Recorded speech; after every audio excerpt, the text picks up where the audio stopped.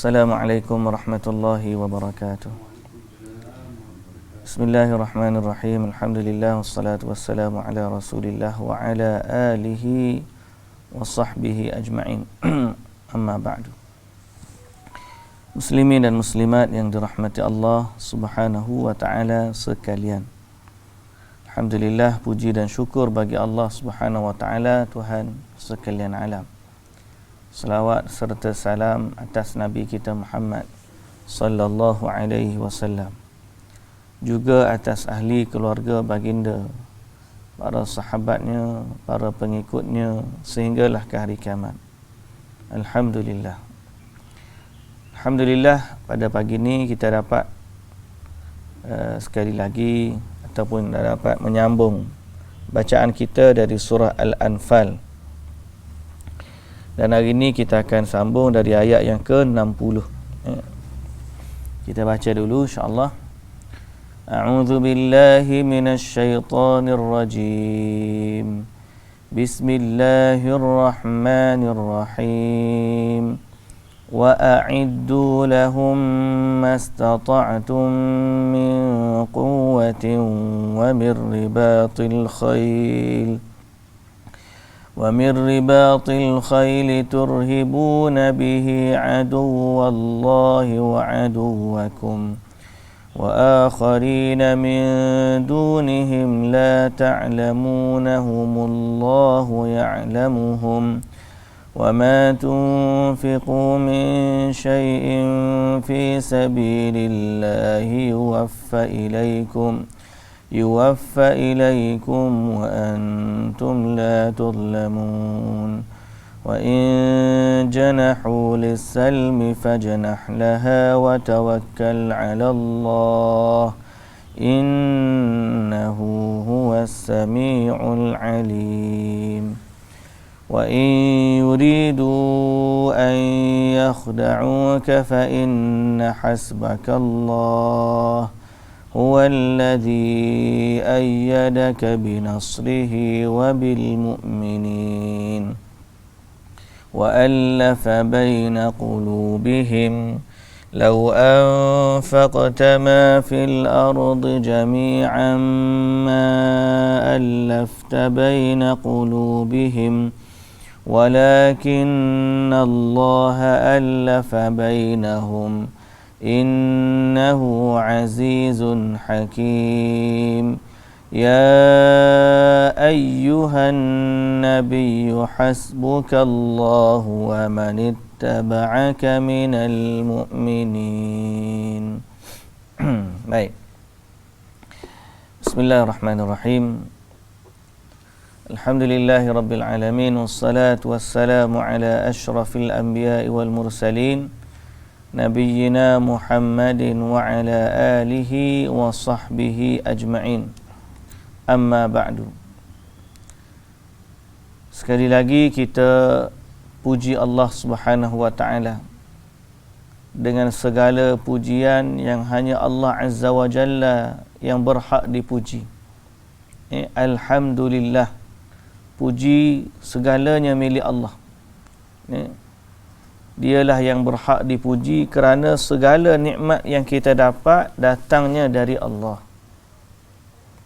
Sihatnya kita,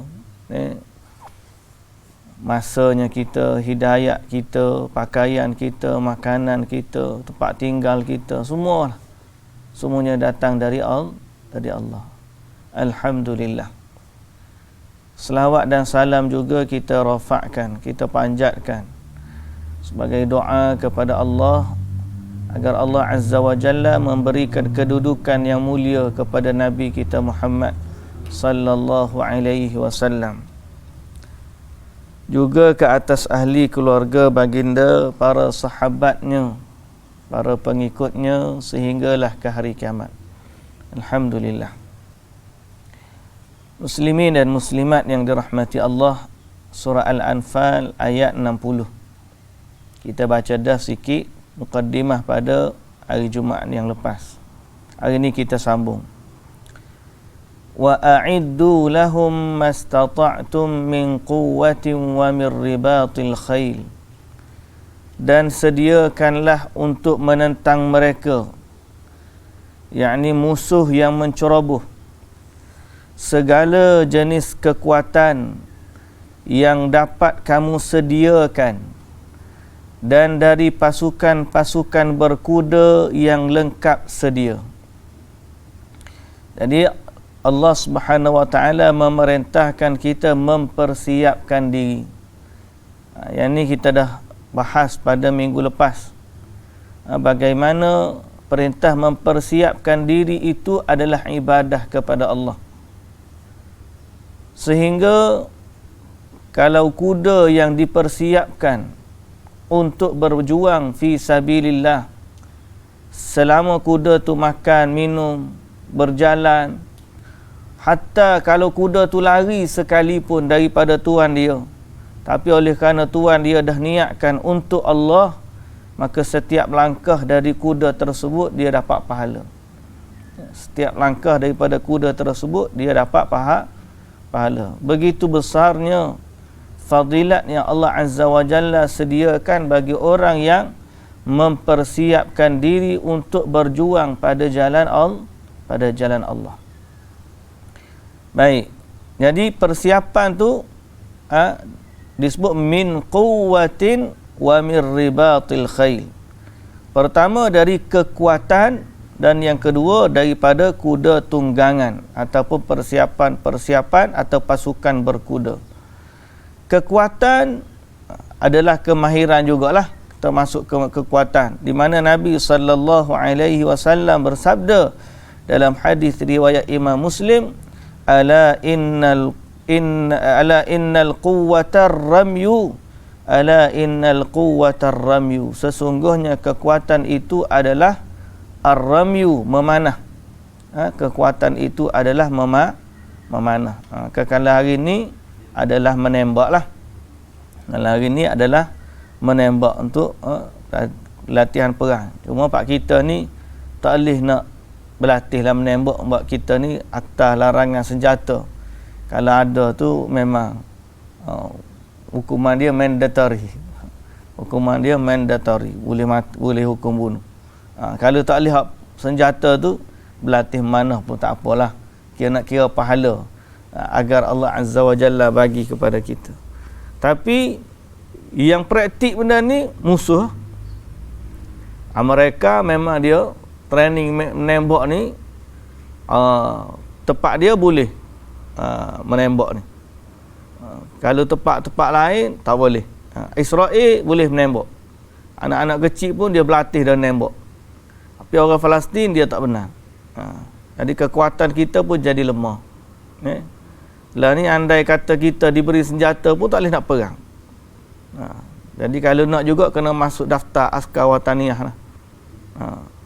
Masuk tentera ke masuk ke apa, boleh berlatih. Kalau tak boleh juga, maka belajar memanah. Tujuannya apa? Tujuannya supaya kita ni mempersiapkan diri andainya diserang musuh. Zaman dulu ada PLKN, Pusat Latihan Khidmat Negara, diajar untuk jadi apa tu, pelapis lah konon-konon. Tapi oleh kerana dia tu ada unsur-unsur politik sikit, jadi tak sampai maksud yang sebenar. Sebaliknya jadi masalah. Kalau tentera tu betul lah. Tentera dia tu betul lah tentera. Cuma kita tak boleh tak sampai peringkat tu lah. Kita rakyat biasa ni lah kena masuk askar wataniah lah.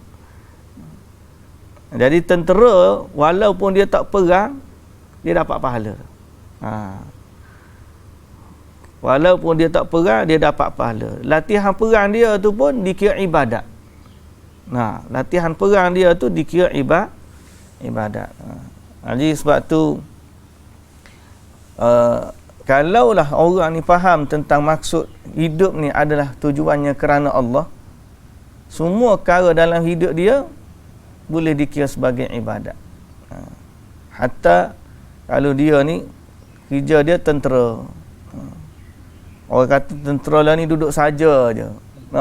Tentera duduk saja. Kita duduk saja. Kalau dia tak ada, lagi bahaya. Dia ada tu kewujudan dia. Kadang-kadang orang ni dia tak boleh tengok orang duduk saja. Padahal fungsi manusia ni berbeza. Ada orang wujud dia saja sudah cukup. Kalau kita duduk rumah kan, ayah tu jeling je, tak cakap apa, dia jeling je. Ada dia di rumah tu cukup dah. Tak usah kata dia jeling, bunyi motor dia pun hak tengah balah bunyi motor dia balik. Terus berhenti terus bergaduh. Betul tak? Takutnya pasal kalau ayah balik ni. Tapi kalau mak lain pula dia punya tu. Hak mak pula dia dengan lembut dianya, dengan tu. Kalau ayah ni garang dia, fungsinya berbeza. Jadi kalau skop yang lebih besar, wujudnya sesuatu tu kadang-kadang dengan ada dia sudah cukup. Samalah kita kata dengan tentera. Tak perang, tak ada berlaku perang pun dia kata tentera tu aku tengok duk saja je. Wujudnya dia tu penting. Walaupun dia tak perang. Kalau dia tak ada, kadang-kadang polis ni tak payah dia ronda je, dia ronda. Orang tengok kereta dia pun orang dah. Pasal wujudnya dia tu perlu. Jadi tentera ni dia berlatih kepada dia tu pun walaupun tak perang dengan musuh, tapi bila dia berlatih sama-sama dia, itu merupakan persiapan yang dituntut dalam agama. Maka selama dia melakukan sesuatu yang dituntut dalam agama, dia mendapat pahala. Dia mendapat pahala. Baik. Wa mir ribatil khail turhibuna bihi aduwallahi wa aduwakum. Untuk menggerunkan dengan persiapan itu musuh Allah dan musuh kamu. Jadi sebahagian daripada maksud persiapan ni adalah menggerunkan musuh.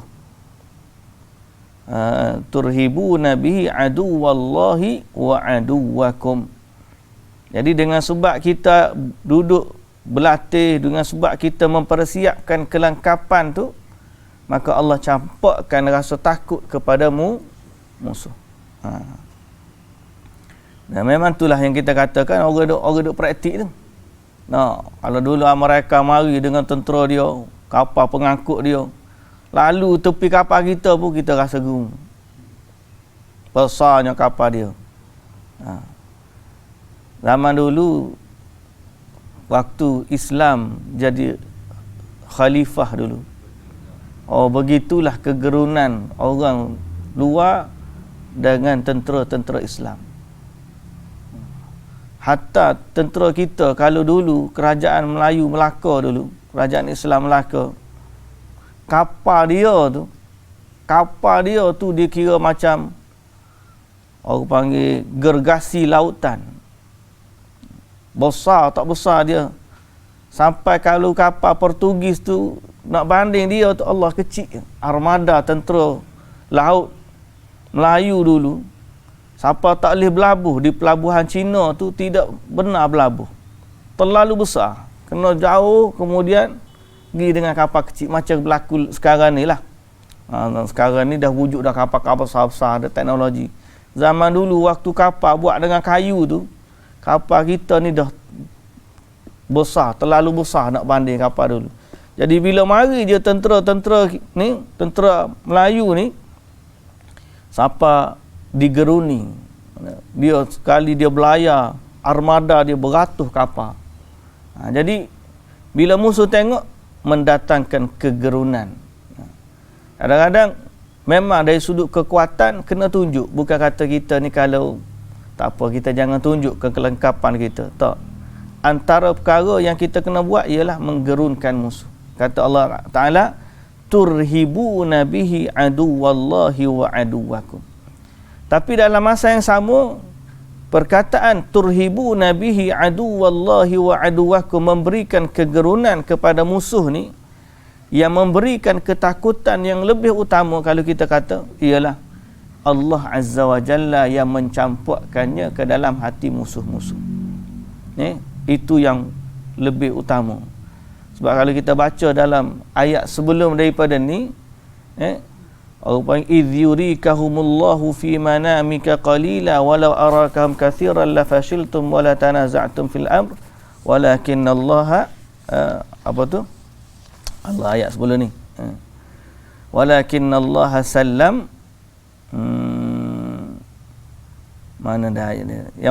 Yang menunjukkan bahawa Allah Subhanahu wa taala yang mencampakkan rasa kegerunan dalam hati musuh-musuh.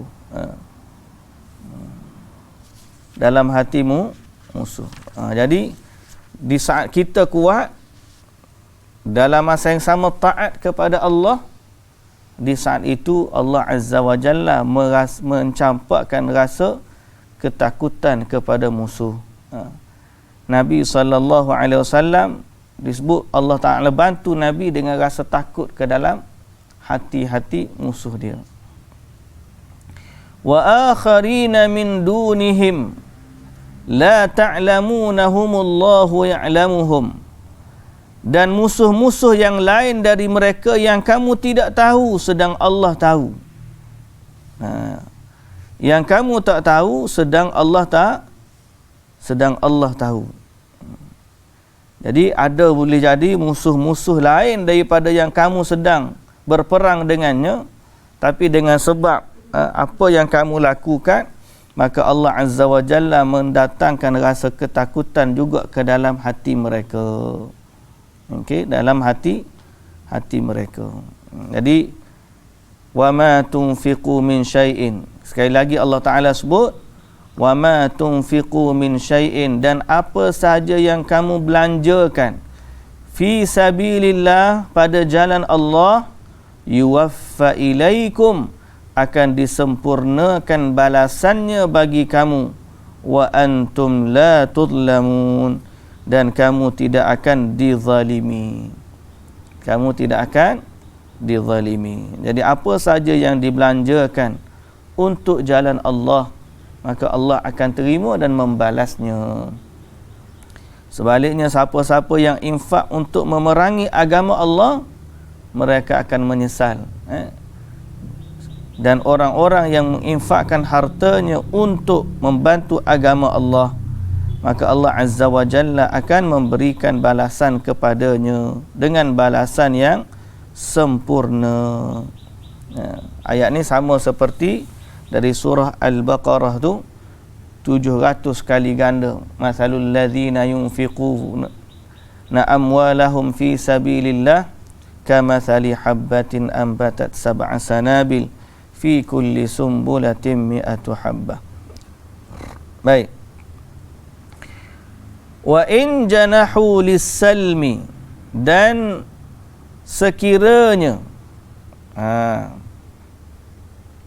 wa in janahu lis-salmi, sekiranya musuh cenderung kepada perdamaian, fajnah laha, maka engkau juga hendaklah cenderung kepadanya. Fajnah laha wa tawakkal 'ala Allah, dan bertakwalah kepada Allah, dan bertawakkallah kepada Allah.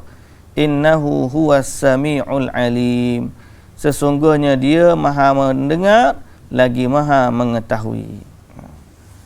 Jadi ini yang kita sebut dalam Islam ni bukan nak perang. Sehingga Allah Ta'ala kata kalau musuh memilih untuk berdamai, maka berdamailah.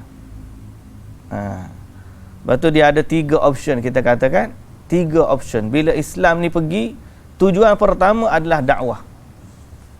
Option yang pertama, masuk Islam. Option yang pertama, bila Islam pergi berdakwah, terima Islam, maka dia jadi sebahagian daripada saudara kita. Option yang kedua, berdamai. Berdamai ni makna kita tak perang, tapi mereka benarkan orang Islam dakwah dan pergi kepada negara dia. Dalam masa yang sama, Islam akan melindungi dia, dia bayar ufti kepada negara Islam. Dia bayar ufti kepada negara Islam sebagai perlindungan dan juga bernaung di bawah kerajaan Islam. Option yang ketiga, tak nak juga, di saat itu barulah perang. Tapi kalau dia memilih untuk berdamai, Allah Ta'ala kata terimalah perdamaian mereka. Wa in janahu lis-salmi fajnah laha wa tawakkal 'ala Allah. Dan kerana itu Nabi SAW pernah sebut tentang satu perjanjian pada zaman jahiliyah, perjanjian damai di antara kabilah-kabilah, sehingga Nabi kata kalau berlaku pada waktu Islam pun kita akan turut serta. Kenapa? Kerana perdamaian yang berlaku tu dikehendaki dalam agama. Perdamaian yang berlaku tu dikehendaki dalam agama. Sebab tu kita kata hari ni, walaupun perjanjian damai tu yang dimulakan oleh orang-orang kafir, ada perjanjian Geneva ke perjanjian mana yang meletakkan hak-hak bagi kemanusiaan, jaga kedamaian ni, maka Islam turut serta memperakui. Cuma jangan sampai perjanjian-perjanjian itu melanggar hukum-hukum agama. Jangan sampai melanggar hukum agama. Tapi nak sebutnya, andai kata mereka nak memilih perdamaian, maka terimalah perdamaian. Dan ini yang berlaku dalam perang adalah perjanjian Hudaibiyah. Fajnah laha. Allah Ta'ala kata kalau mereka nak berdamai, damailah. Tapi kalau dia tipu dalam perdamaian, apa nak kata? Allah Ta'ala kata dalam ayat yang seterusnya, wa in yuridu an yakhda'uka, sekiranya mereka berdamai itu tujuan dia nak menipu. Ada juga orang gitu. Tujuan dia berdamai itu nak menipu. Okey. Fa inna hasbakallah, maka sesungguhnya cukuplah Allah menjaga dan memberikan perlindungan kepadamu. Jadi jangan kita waktu perjanjian tu kita meletakkan pergantungan itu pada perjanjian tu semata-mata. Tak apa kita dah berjanji. Tak. Allah Ta'ala kata dalam ayat sebelum ni, wa in janahu lis-salmi fajnah laha wa tawakkal 'ala Allah. Kamu berdamai dengan dia, tapi kamu bertawakal. Dalam masa yang sama kamu bertawakal kepada Allah. Okey, orang nak berjanji dengan kita damai. Ya, kalau dia nak berdamai ni. Tapi Allah Ta'ala suruh berdamai. Tak apa, kita berdamai, selebihnya kita bertawakal kepada Allah. Kalau dia tipu, Allah Azza wa Jalla yang akan bantu kamu. Sebab bila kamu buat kerana Allah, yang akan jaga kamu adalah Allah. Itu yang berlaku dalam perjanjian Hudaibiyah, di mana lamma talabal musyrikuna amal Hudaibiyah as-sulh, apabila orang musyrikin meminta perjanjian damai pada tahun berlakunya Hudaibiyah, wa wad'al harbi bainahum, dan mereka ni buat genjatan senjata di antara mereka dengan Nabi selama 9 tahun. Ajabahum ila dhalik, mereka, Nabi SAW menyetujui perjanjian itu. Walaupun orang musyrikin masa tu macam-macam dia minta untuk berdamai, tapi Nabi terima. Kalau dia nak tipu, dia akan terima padanya. Tapi Nabi SAW menerima perjanjian itu. Qadarallah, takdirnya berlaku, rupa-rupanya sebab keingkar atau sebab mungkirnya mereka kepada perjanjian tersebutlah Allah memberikan Nabi SAW dan para sahabat peluang untuk menakluk kota Makkah. Okay? Sebab tu dalam hadis riwayat Imam Ahmad, okay, dari Ali bin Abi Talib radhiyallahu anhu, qala Rasulullah sallallahu alaihi wasallam, innahu sayakunu ba'di ikhtilafun aw amrun fa in istata'ta an yakuna silma faf'al. Sesungguhnya akan datang, akan berlaku selepasku perselisihan ataupun berlakunya peperangan lah, urusan di antara kamu. Fa in istata'ta an yakuna silma, sekiranya kamu mampu berdamailah. Jadi khilaf tu pasti ada. Tak ada satu masa kita ni tak ada perselisihan. Dengan orang kafir, orang panggil memang berlaku. Dengan orang Islam pun ada juga berlaku. Jadi kalau berlaku perselisihan, itu memang satu lumrah. Nabi kata dah, sayakunu ba'di ikhtilafun. Selepas aku ni akan banyak perselisihan. Bila Nabi tak ada. Tapi sekiranya kamu mampu untuk berdamailah. Buatlah perjanjian, buatlah pakatan, buatlah apa. Yang penting jangan sampai berlakunya perang ataupun huru-hara. Perang ataupun huru-hara. Kita duduk damai itu satu nikmat yang ada. Wa in yuridu an yakhda'uka fa inna hasbakallah. Okey? Cukuplah Allah bagi kamu. Kalau dia nak tipu, cukuplah Allah bagi kamu. Huwallazi ayyadaka binasrihi wa bil mu'minin. Dialah Allah yang membantu kamu, yang menguatkan kamu dengan pertolongannya dan dengan sokongan orang-orang yang beriman. Wa allafa baina qulubihim, dan dialah Allah juga yang menyatukan hati-hati kamu. Jadi at-tadhkir bi ni'mati ta'lif baina qulubil mu'minin. Allah ingatkan nikmat dia yang bagi kepada orang mukmin, itulah nikmat perdamaian dan juga penyatuan hati. Jadi kena ingat, kalau kita nak bersatu ke nak berdamai ke, yang mendamaikan kita tu Allah. Kalau dengan sebab lain tak berlaku. Tak berlaku. Yang boleh mendamaikan hati ni hanyalah Allah. Wa allafa baina qulubihim law anfaqta ma fil ardi jami'an. Kalau kamu belanjakan harta benda segala yang ada di bumi ini, ma fil ardi jami'an, semua harta bumi ni, ay lamma kana bainahum minal adawati wal baghdha, sekiranya ada permusuhan, tiba-tiba nak suruh damai dengan harta benda, tak akan berlaku. Tak boleh. Boleh bayar tak untuk berdamai? Bagi duit untuk mendatangkan rasa kedamaian dalam hati. Tak boleh. Mungkin dia boleh berdamai pada sudut luaran dia.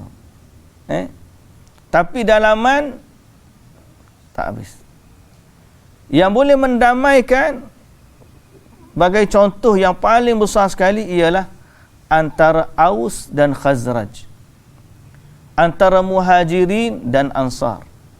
Tak ada lagi perdamaian yang berlaku seperti mana damainya antara Aus dan Khazraj. Dulu duk bergaduh semua sekali, dia datangnya Islam, jadi adik-beradik terus.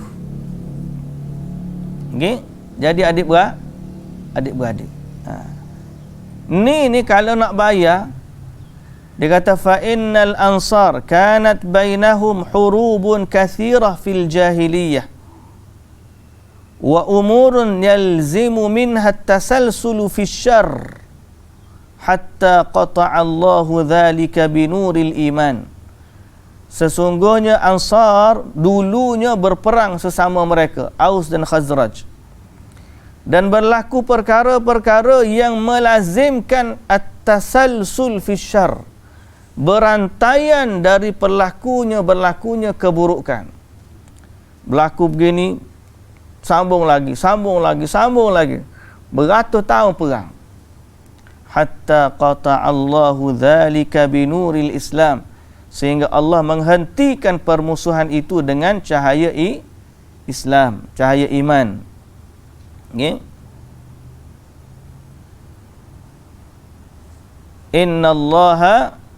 Innahu azizun hakim.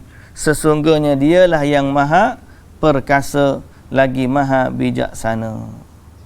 Jadi hari ni kalau kita nak menyatukan hati-hati antara manusia, kita kena minta dengan Tuhan empunya hati. Hati ni dalam hadis Nabi SAW sebut, dia berada di antara jari jemari Allah. 2 jari dari jari jemari Allah. Macam mana sifat dia? Wallahu ta'ala a'lam. Cuma nak sebut yuqallibuha kaifa yasha. Nabi SAW sebut Allah bolak-balikkan hati itu seperti mana atau sebagaimana yang Allah kehendaki. Jadi empunya hati ni, Tuhan punya hati ni adalah Allah. Dia bolak-balik hati kita. Dan dia minta kita ni mencintai dan membenci kerana dia. Kita pun minta hati kita ni agar Allah Azza wa Jalla jaga hati kita dan tetapkanlah dia di atas iman. Kemudian Allah jadikan hati kita ni saling menyayangi sesama mukmin dan tidak ada rasa dendam sesama kita sebagai seorang muslim. Wala taj'al fi qulubina ghillan lilladzina amanu. Janganlah engkau jadikan dalam hati kami ni ada rasa benci terhadap sesama muslim.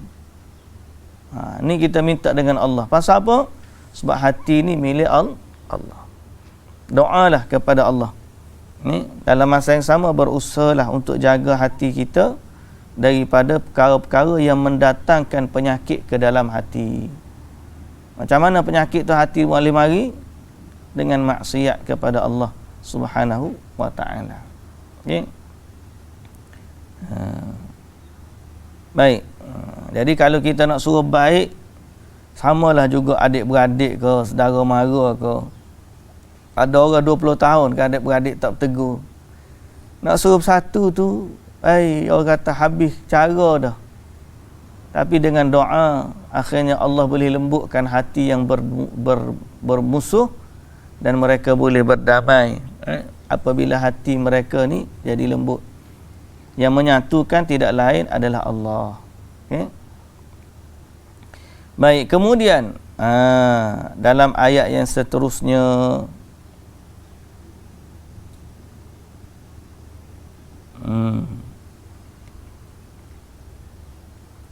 Ya ayyuhan nabiyyu hasbukallahu wa man ittaba'aka minal mu'minin. Wahai Nabi, cukuplah Allah menjadi penolongmu dan pengikut-pengikutmu dari orang yang beriman. Sekali lagi kita baca. Cukuplah Allah menjadi penolongmu dan juga pengikut-pengikutmu dari orang-orang yang beriman. Kita faham macam mana ayat ni? Cukuplah Allah menjadi penolongmu dan orang-orang dan pengikut-pengikutmu. Dan pengikut-pengikutmu ni dalam tafsir ada 2 perbincangan di sini. Sebab dalam bahasa Arab ni dan dipanggil wawul ataf. Dan ni dia akan ada ma'tufun alaih yang dia kembali kepadanya. Dalam ayat ni, cukuplah Allah bagi kamu dan pengikut-pengikutmu. Ada 2 terjemahan di sini. Cukuplah Allah sebagai pelindung kamu dan pengikut-pengikut kamu sebagai pelindung kamu. Cukuplah Allah sebagai pelindung kamu atau penolong kamu dan pengikut-pengikutmu juga iaitu orang-orang beriman. Allah kata kepada Nabi, cukuplah Allah dan pengikut-pengikutmu bagi kamu. Itu satu terjemahan. Maksud pengikut kamu ni adalah maktuf dia Allah. Satu lagi, cukuplah Allah bagi kamu sebagai penolong dan pengikut-pengikut kamu, berarti Allah juga penolong bagi orang-orang yang mengikut kamu. Cukuplah Allah sebagai penolong kamu dan penolong orang-orang yang mengikut kamu. Boleh faham tak? Ada dua perbahasan di sini. Pertama, orang mukmin yang di belakang tu sebagai penolong Nabi. Cukuplah Allah sebagai penolong kamu dan pengikut-pengikut kamu sebagai penolong kamu. Yang kedua, cukuplah Allah sebagai pengikut kamu, penolong kamu dan penolong orang-orang pengikut kamu. Mana lebih tepat? Nombor dua lebih tepat. Betul. Dia kerana bila kita baca dalam Al-Quran, perkataan hasbu ni maknanya al-kifayah. Al-kifayah bermaksud cukup.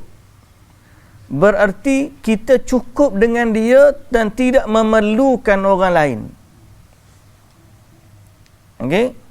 Maka dalam Al-Quran dan dalam hadis, perkataan hasbu ni tidak pernah Allah gunakan kepada selain Allah.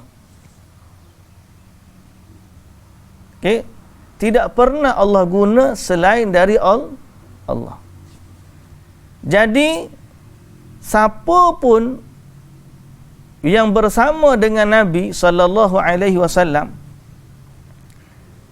bukanlah dia berkongsi dengan Allah dalam soal menolong Nabi. Tak berlaku gitu.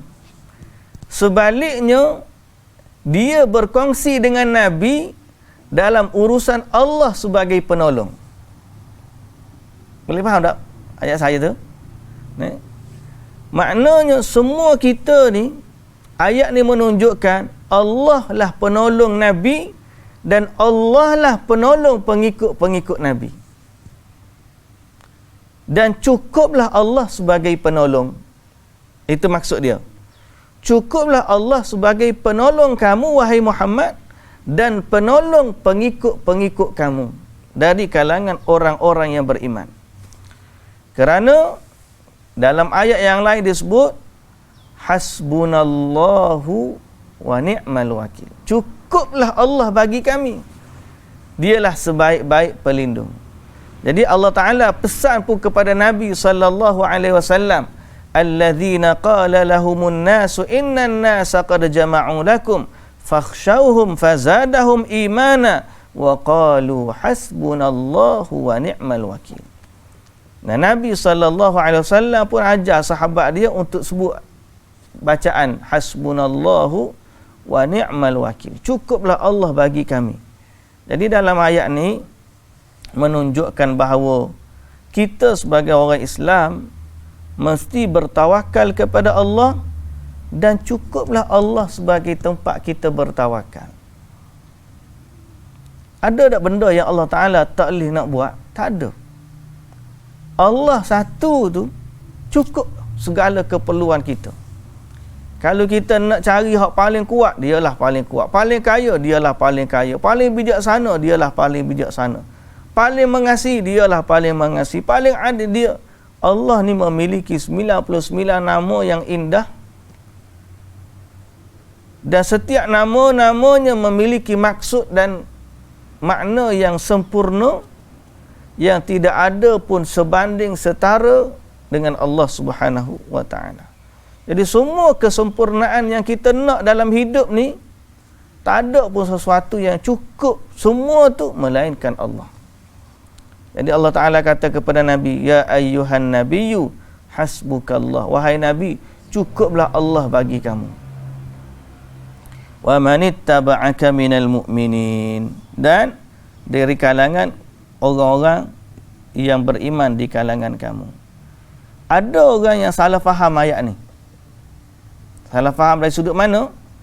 Dia kata Allah sebut cukuplah Allah bagi Nabi dan cukuplah orang-orang pengikut-pengikut Nabi sebagai penolong Nabi.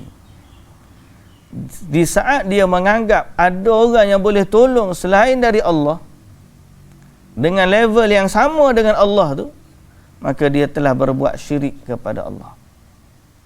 Dan ini berlaku kepada golongan Syiah dan orang-orang yang mengikuti jalan mereka. Sebab antara dalil Syiah kepada Ali, tentang Ali, ialah ayat ni. Wa manittaba'aka, cukuplah Allah sebagai penolong kamu dan pengikut-pengikut kamu dari kalangan orang mukminin. Mereka kata ayat ni maksudnya Ali. Jadi cukuplah Ali sebagai penolong. Dia kata cukuplah Allah sebagai penolong dan juga Ali. Jadi dia pun guna ayat ni untuk berbuat syirik kepada Allah. Kita orang Islam tidak begitu. Kita kata ada juga orang faham macam tu. Adalah yang disebut dalam kitab tu. Syekhul Islam Ibn Taymiyah pernah sebut tentang pandangan Syiah. Orang Syiah guna ayat ni untuk menjustifikasikan bahawa bolehnya meminta pertolongan daripada Ali. Dan ini juga berlaku apabila orang-orang minta tolong kepada selain dari Allah, dari kalangan wali-wali. Kalau wali-wali tu mati dah, dia seru nama wali-wali seperti mana dia seru nama Allah, maka dia boleh jatuh dalam hukum syirik. Kerana Allah Ta'ala sebut cukuplah Allah tu, maknanya tidak ada yang boleh kamu minta tolong selain dari Allah.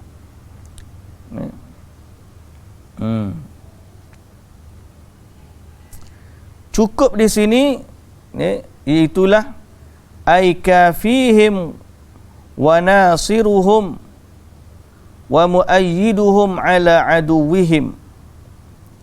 Itulah Allah akan memberikan pertolongan kepada kamu, memenangkan kamu ke atas musuh kamu walaupun jumlah mereka ramai. Walaupun jumlah mereka ramai.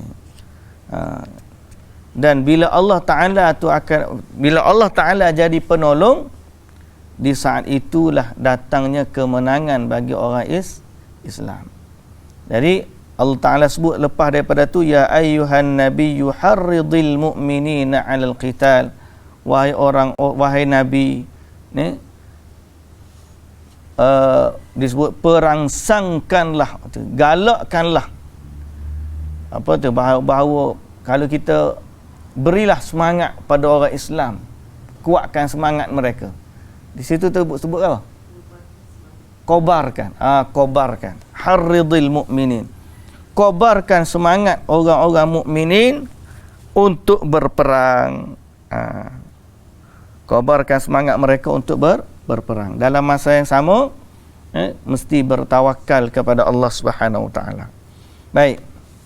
Sebab tu di awal perang, panglima akan keluarkan, orang panggil kata-kata semangat nak perang. Dan Nabi SAW juga begitu. Waktu nak perang, Nabi akan keluarkan kata-kata semangat sehingga orang Islam ni rasa semangat nak perang. Jadi ada satu kes sehingga sahabat ni bila dengar perkataan Nabi, sampai anggur makan tu tak habis lagi, campur anggur pergi perang.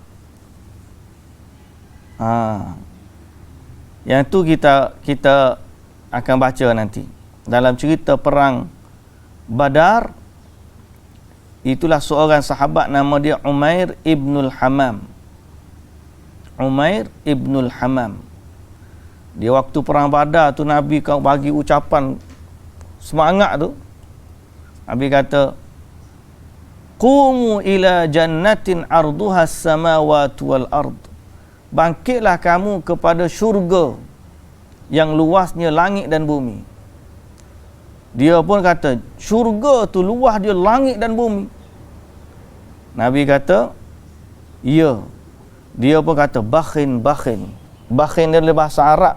Bahasa kita terjemah dia kata, wah. Ni. Wah. Gitulah bahasa kita. Nabi kata, kenapa kamu kata begitu?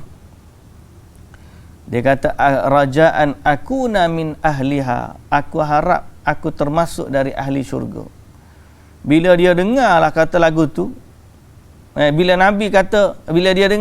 dia kata kepada Nabi, aku harap aku termasuk ahli syurga, Nabi kata kepada dia, fa innaka min ahliha.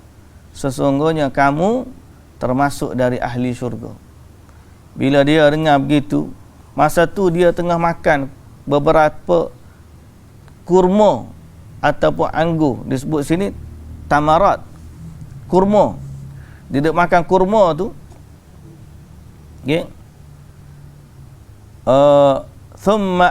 Dia makan sikit, thumma alqa baqiyatahunna min yadihi. Tak ada habis lagi satu tangkai tu, dia pun campak pergi perang. Pasal apa? Sebab semangatnya Nabi kata, teruja bahasa kita dah. Bila Nabi kata fa innaka min ahliha. Lepas tu dia kata apa? La in ana hayyaitu hatta akulahunna innaha la hayatun tawilah. Kalau aku tangguhkan masa untuk habiskan beberapa biji kurma ni, sesungguhnya itu adalah masa yang panjang. Pasal apa? Tak sabar nak masuk syurga. Semangatnya dia daripada perkataan Nabi sallallahu alaihi wasallam. Akhirnya dia pergi, kemudian syahid di jalan Allah. Jadi kena ada semangat kita ni. Kita tak perang, memang lemah semangat. Kita nak kena ada semangat kuat ni. Macam mana nak cari semangat ni? Biar kita ni rasa semangat untuk beramal seperti mana semangatnya para sahabat-sahabat. Mereka ni semangat dengan jihad, kita ni lemah semangat ni. Nak berdakwah pun lemah semangat ni. So kau nak perang, nak dakwah pun lemah semangat. Allah. Nak amar ma'ruf nahi munkar, lemah semangat ni. Macam mana kita ni? Mintalah petunjuk dari Allah Azza wa Jalla.